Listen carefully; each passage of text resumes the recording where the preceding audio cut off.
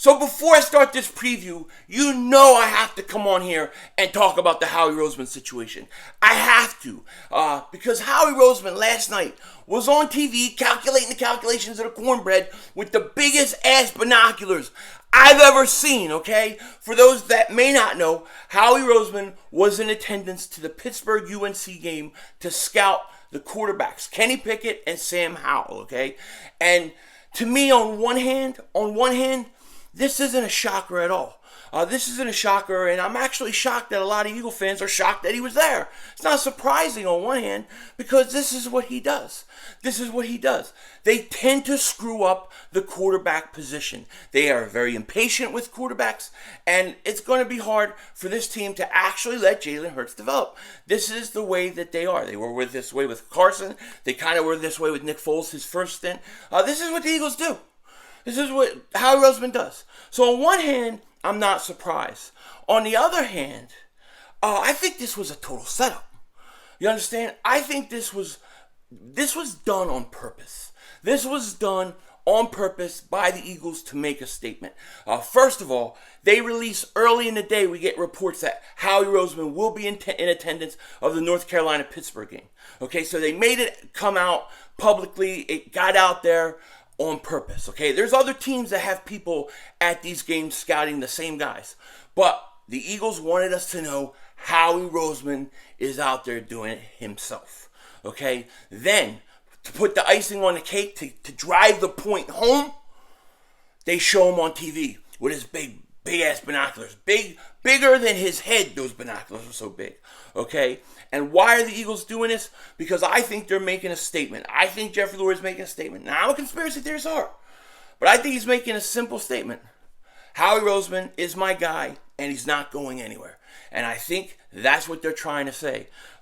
Because why would you make such a big deal publicly and put him on TV? I wouldn't want to be on TV if I was the GM. I would want to keep quiet in the shadows and do my thing. But no, he's out there front and center. Okay, so the Eagles are trying to make a point. And look, this is an owner who, for whatever reason, does not hold Howie Roseman responsible for anything. He's said it over and over again. So hopefully, we've got to hope that the owner has a change of heart before the end of the year, because you cannot go into this draft with 3 first-round picks and relying that Howie Roseman is going to get the job done. That's just the way it is. So those are my thoughts on the Howie Roseman situation. Now, it's time for the preview.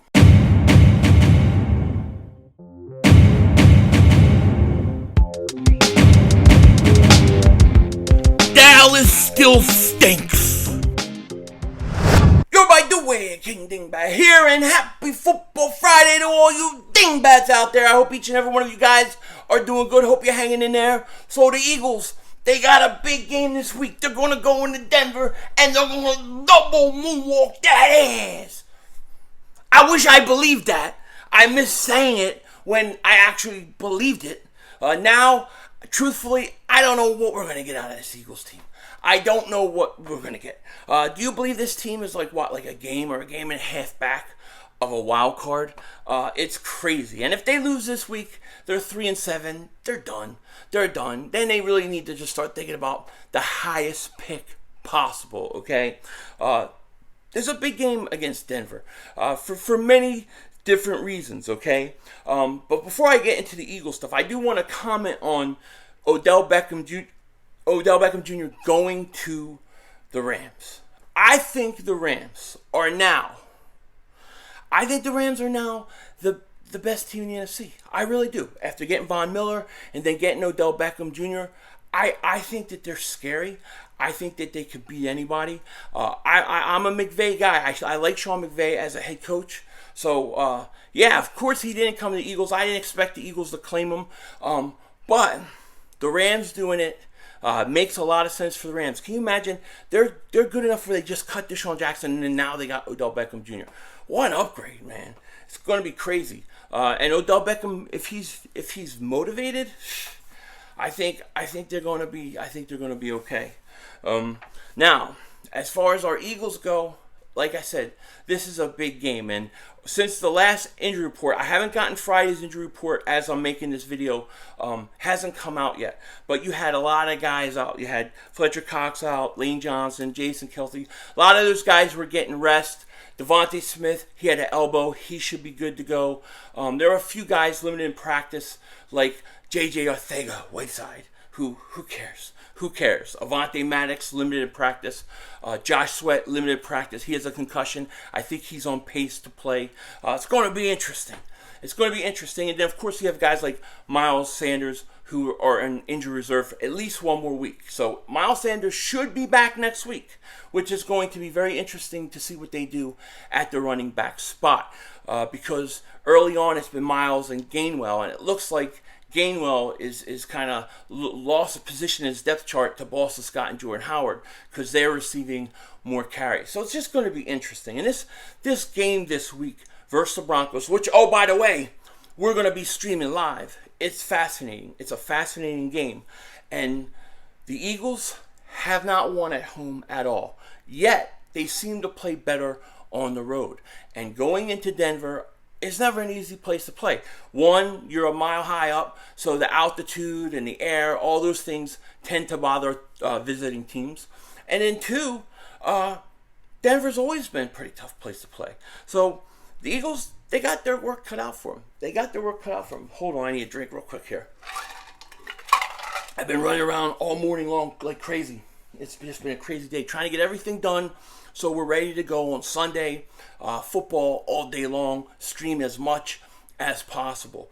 But yeah, I mean, this is going to be an interesting game. When I look at the Eagles, right, especially offensively, okay, well, actually, I want to kind of go over these numbers because I was looking at some of these. You know, we're at week 10 now. So now you look at some of these statistics and you can gain patterns, right? The Eagles defense, for example, is ranked overall 15. Okay, they're 15th overall. They're 20th against the rush, which is horrible.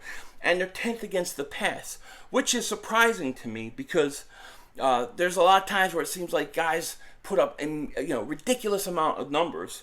But the Eagles are still 10th pass. That means they don't give up the big play. Broncos offense is ranked 18th, 13th with the pass. 19th with the pass, 13th with the rush, 18th overall, and they're 22nd scoring. The Eagles are 20th scoring. Now the Broncos, and here's where it gets crazy. Is the Broncos defense? The Broncos defense is good. They're ranked 6th overall, and they're 6th versus the rush, and 8th versus the pass. And this is where Jalen Hurts, Devontae Smith, they're all going to have their work cut out for them, okay? Because this defense is good, and it's going to be a big test for Jalen Hurts. And I got to tell you, I thought Jalen Hurts, in the second half of last week's game versus the Chargers, I thought he might have played his best football. And I know he only threw, 17 times, and it wasn't a lot of yards. But I saw him do some things I had not seen him do before. And that was, he sat in the pocket, even as pressure came, and he was patient, and he made his reads, and he made his throw. And he started to do that more in the second half than any time I can remember. So I think Jalen Hurts is coming off his best game. I really do, of the year. And it's just a shame that with 6 minutes left in the fourth quarter, the defense could not get him the ball back, because I really think he could have won it. So what I'm hoping is that he carries that play in the fourth quarter in the second half. He carries it over to the Denver game. Let us see that you're progressing, that you're starting to get used to being an NFL quarterback, being in the NFL, and you're getting more comfortable. That's what I want to see from Jalen Hurts. And the way to do it is Nick Sirianni is going to have to pound the ball. He's going to have to pound the rock. All right? He's going to have to use Jordan Howard, Boston Scott, Professor Kenneth Gainwell whenever you can, and run the ball. Force Denver to have to worry about the run, be effective with the run, and then let Jalen Hurts make throws off the play action, things like that, okay? It was interesting seeing the Eagles, how they coached last week's game. They came out throwing. Everybody was freaking out. Oh, my gosh, the Eagles are going right back to what they did all year. Why aren't they running? But they were really just testing out a banged-up secondary. Then they adjusted and went right back to their running game. Jordan Howard, he had 70-something yards. He's now on the active roster, which is good. Boston Scott, he was getting some good runs too. And I thought they coached a really good offensive game. A really good offensive game. And they're going to have to continue that. If they run the ball effectively, the play action will start to work. Then you'll get plays to Devontae Smith. I personally want to see Quez Watkins get a little more involved. I want to see a couple shots down the field with Quez Watkins. He is a big play waiting to happen. So I would like to see that. But you got to run the ball effectively, let Hurts be a game manager, and then work off that play action. That's what I want to see from the Eagles offense this week. And as far as they go defensively, I mean, look, you got an offense who likes to run the ball, a veteran quarterback in Bridgewater, who I don't think is the greatest quarterback, but he's effective. He's effective. He can run when he needs to run. He can make the throws when he needs to make the throws. Melvin Gordon, I think this kid, was it, Javon Williams, the rookie? They're getting like almost 50-50 carries. So, I mean, they're going to run the ball. The Eagles, like I said, they're 20th against the rush in the league. They got to stop the run. They got to stop the run. And then you got guys like Courtland Sutton, who we all loved coming out of college. Remember, we were talking about him. Jerry Jeudy. They got some weapons in the passing game, too. So they're going to come out and they're going to try to do what we do. They're going to try to run the ball, work off their play action, and then set up those other guys downfield. Eagles have to stop the run. And here's where I think the Eagles need to have an advantage. Should on paper have an advantage. Whether it plays out or not, that's a whole different thing. But the Denver Broncos have a banged up line. They have a makeshift line. They're moving different guys to different positions because of injuries and things like that. And the Eagles' defensive line should be able to take advantage of it. Now I say should because there's times where this defensive line doesn't do anything. You think of guys like Hargrave, Fletcher Cox, and you think, Fletcher Cox, number 91. You know what I'm saying. But you get times where these guys don't do anything. I think we're the only team in the league this year to have at least 2 games where we had no sacks. We've also had games we've gone where we haven't even had the other team punt to us. So things like that really annoy the hell out of me. They annoy the hell out of me. And Jonathan Gannon doesn't do anything to help us. They're saying they blitzed 30% of the time last week versus the Chargers. When you look at that team and you look at some of the blitzes, they were easy to pick up. They weren't anything sophisticated. They weren't anything to confuse the quarterback. And the other problem is if you're going to blitz, you can't have your corners 10 to 15 yards back because all they're going to do is turn around and he's going to throw the ball in 2 seconds. And that's what happens. It makes no sense. I don't understand this coordinator. I don't understand. And it's frustrating. Okay? But you got to try to get pressure on Bridgewater. You got to stop the run and get pressure. And this is very important. Dallas did get pressure on them last week and they still got their ass kicked. But the Eagles are going to have to do it. And if you're not getting pressure, then you have to blitz. You can't get pressure with your front four, then you got to bring heat. You can't have Teddy Bridgewater throwing 33 to 35 for 350 yards and 3 touchdowns. It's unacceptable. And it's happened too many times this year. So stop the run, get pressure on Bridgewater, and then blitz when you have to. I'm going to give you a positive, 2 positives, I think, though, on this defense that I haven't talked much about. I do think T.J. Edwards is playing pretty good football.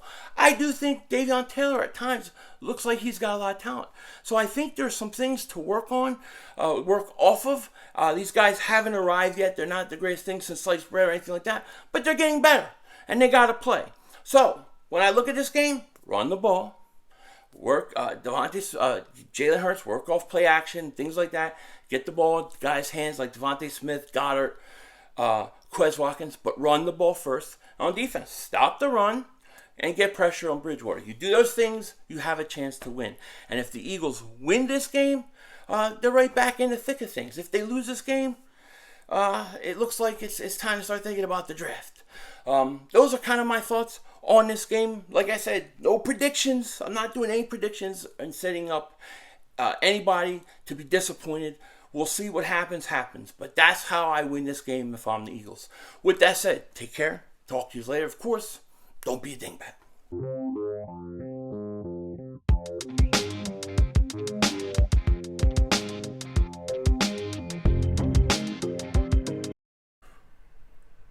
am I supposed to do? It's all dark in here.